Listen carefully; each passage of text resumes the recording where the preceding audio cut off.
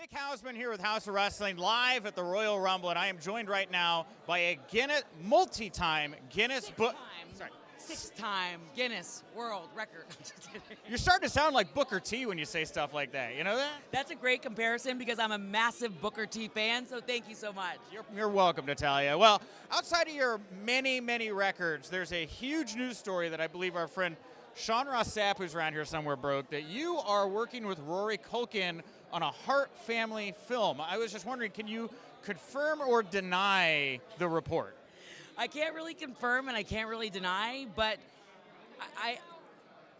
listen, I have a lot of pride with my family, and I feel like for me, there is something I'm very passionate about that I've been working on for over a year. So I can't confirm, can't deny, but my family is, when you look at the history of the Hart family and you look at just the stories that could be told about our family and growing up in the family and being a woman growing up in the family, to me the possibilities are endless. So when I say that I'm working on something near and dear to my heart, like I said, I can't confirm or deny it, but I am working on something really special right now. Is it documentary or scripted, I guess? I can't really say. But with the Hart family, there's never a shortage of material for entertainment, and it's, to me, like what I like watching as a viewer. I love watching documentary style things, but I did watch The Iron Claw, and I thought, wow, that movie just blew me away. I couldn't believe the stories that were told within that movie and what I got out of it. And so I think, again, love a good documentary, but also enjoy the format of a movie like The Iron Claw. Yeah, and it's interesting, the Harts and the Culkins, because there's a lot of famous Culkins too, yes. right? And they're big wrestling fans as well. Yeah, because Macaulay and Rory both spent some time working with creative, right? Actually, the Macaulay and his brothers were there when I won the championship at the Barclays Center. They were sitting front row when I won the women's championship at the Barclays Center. So, like, I feel like I love and respect anybody that has respect for what we do. And it's funny because I've been watching and seeing like these interviews with Zac Efron talking about like, oh my God, I have this whole new respect for what wrestlers do, because he would have never known that world other than this role. Yeah. And now he's saying like, wow, learning from Chavo Guerrero, who's a third generation wrestler, like what they do and how hard they work, and that like for us in this industry, there is no off season, and it is very grueling and it is very like hard.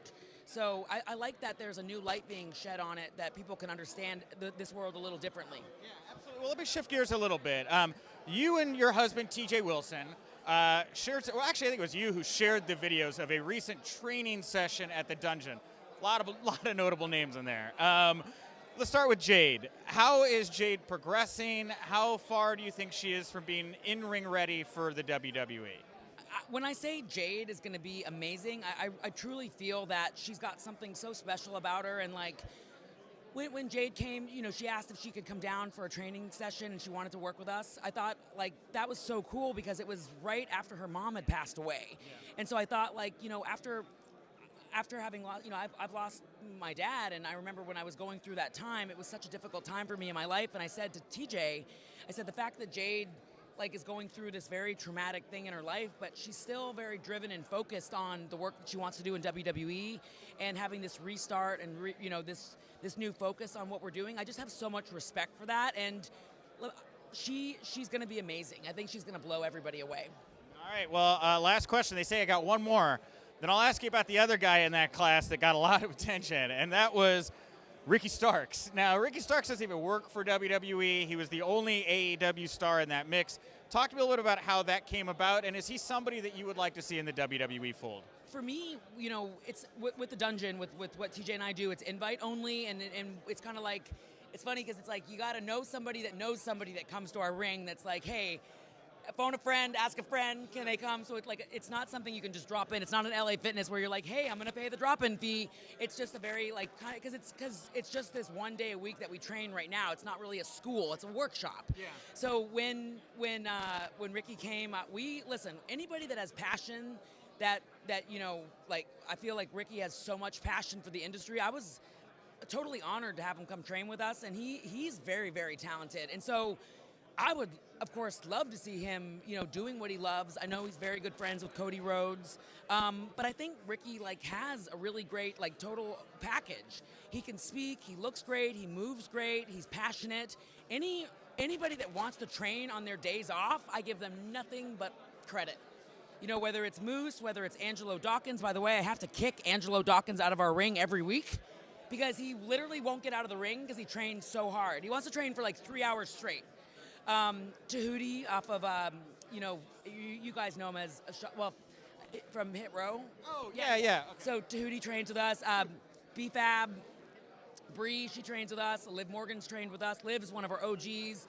Moose, who's now the TNA champion. We get a lot of people from Ring of Honor, TNA. If you love wrestling and you love this industry and you want to work hard, we're all about that. Hey, Natalya, thank you so much for the time. Thank you so much.